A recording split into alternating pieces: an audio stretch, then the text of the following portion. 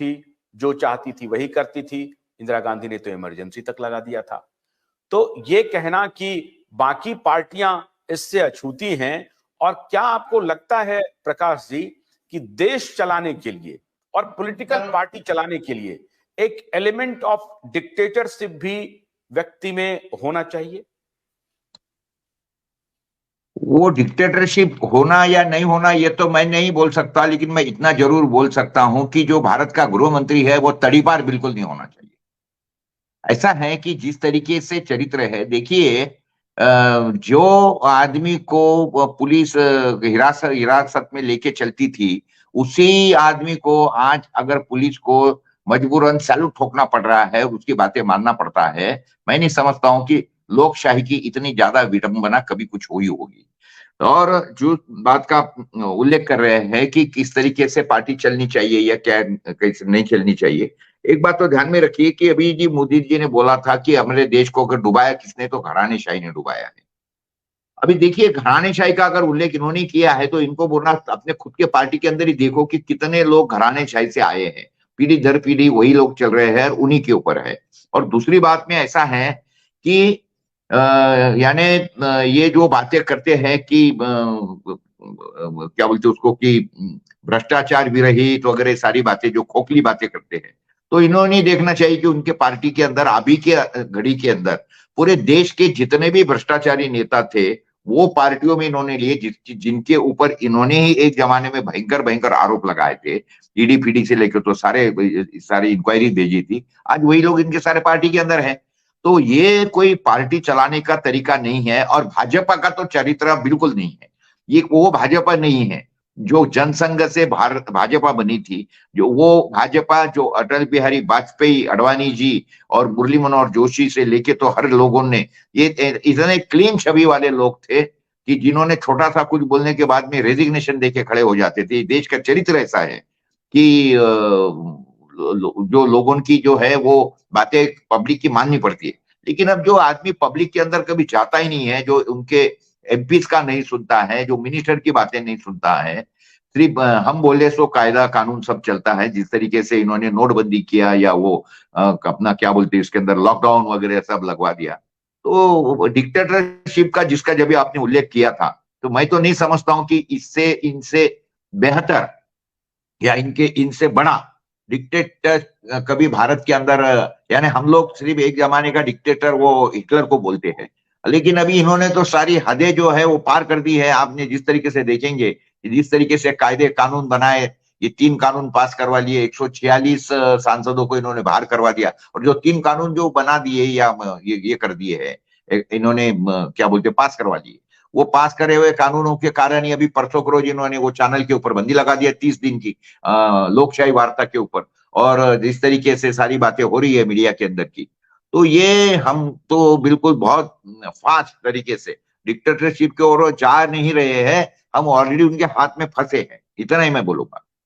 लेकिन प्रकाश जी, जो आपने अभी गृह मंत्री के बारे में टिप्पणी की कि तड़ीपार है, गृह मंत्री को तो अब कानूनी रूप से एक प्रकार से क्लीन चिट मिल गया है, और ये आरोप लगते रहे हैं कि कांग्रेस ने उन्हें फंसाया, उनकी एक स्ट्रैटेजी थी, प्लानिंग थी। ये कांग्रेस के ऊपर आरोप लगाते हैं भारतीय जनता पार्टी वाले कि उनको इम्प्लीकेट करो, उनको किसी भी सूरत में नरेंद्र मोदी को और अमित शाह को जेल भेजो, ये उनका षड्यंत्र था, ये लोग भी कहते हैं। तो क्या ये कहना उचित होगा?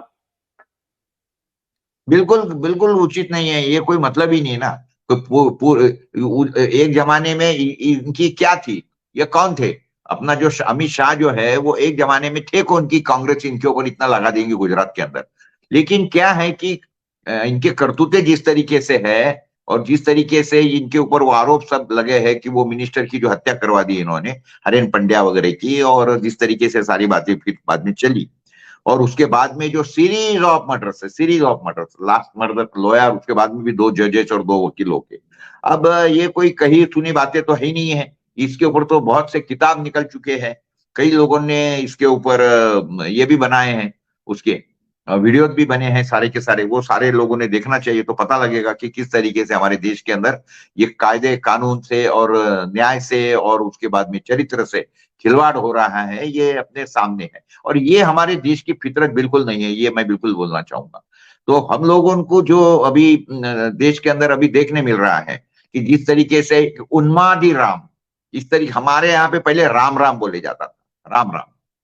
लेकिन अभी राम राम नहीं बोला जाता, अभी उसके अंदर अहंकार जोड़ दिया गया है, जय श्री राम, यानी अहंकार जिसको बोलेंगे ना उस तरीके से। और जिस तरीके से एक मेरा बोलना है, ये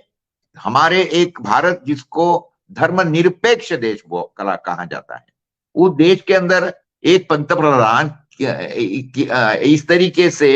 एक मंदिर के उद्घाटन में, जो कि उनके पार्टी का एजेंडा है नहीं, कोई मतलब नहीं है, या वो पंतप्रधान का काम है, पार्टी का एजेंडा होगा, लेकिन पंतप्रधान का काम थोड़ी है ये कि जाके मंदिरों के उद्घाटन करे, ये करे वो करे, जबकि देश के अंदर इतनी लंबी चौड़ी समस्याएं पड़ी है, उन समस्याओं की तरफ न देखते हुए ये इस तरीके से एक मंदिर के उद्घाटन को लेके एक पार्टी का पूरा एजेंडा सेट कर देना, इलेक्शन कैंपेन बनवा देना, तो ये मैं नहीं समझता हूँ कि ऐसी चीजों के अंदर प्राइम मिनिस्टर के जैसे, गृह मंत्री के जैसे लोगों ने शामिल होना चाहिए। कांग्रेस वालों ने जैसा बोला कि भाई ये तो इवेंट हो रहा है एक पार्टी का, तो इसलिए उन्होंने उसको अपने आप को खुद को दूर रखना उचित समझा इसलिए, लेकिन उसको भी इन्होंने क्रिटिसाइज कर दिया। वो बोलते कि देखो इनका तो राम में आस्था नहीं है। अरे राम में आस्था तो सबकी है, किसमें किसकी नहीं है, लेकिन कोई मानता है कोई नहीं मानता है, हर एक का, और आस्था ये हर एक का निजी प्रश्न है, उसको आप इस तरीके से सार्वजनिक कैसे करवा सकते हो। और आप अपने अगर ये कर दिया, मेरा बोलना है कि देश के अंदर इतनी ज्यादा समस्या पड़ी है, उन समस्याओं की तरफ देखना, गांव खेड़ों के अंदर बाकी सारी चीजें बनाना, डैम्स पड़े हैं अधूरे, वो बनाना ये जरूरी है कि राम का मंदिर बनवाना जरूरी है। अच्छा ठीक है बनवाए, वो राम न्यास जो जन्मभूमि है वो करे ना, उन्होंने तो किया था ये सारे, उन्होंने पैसा भी जमा किया था, लेकिन उन सारे लोगों को बाजू में रखवा देना और ये पार्टी के हिसाब से पूरा वो ताबे में लेना और करवाना, ये मैं नहीं समझता हूं कि ये पंतप्रधान और गृह मंत्री के लिए ये उचित काम है या उचित तरीके से काम कर रहे हैं। सूर्यकांत जी, आप भोलानाथ का ब्रश कटर एक बैटरी चालित मशीन है जिसका चार्जिंग समय 3.5 घंटे है। यह 6 से 8 घंटे के प्रभावशाली संचालन समय का दावा करता है, जिससे यह एक बार चार्ज करने पर 16,000 वर्ग फुट गेहूं या चावल के खेतों को कुशलतापूर्वक काट सकता है, जबकि इसका पेट्रोल समकक्ष व्यक्ति उसी कार्य के लिए 1,000 रुपए मूल्य का पेट्रोल खर्च करता है।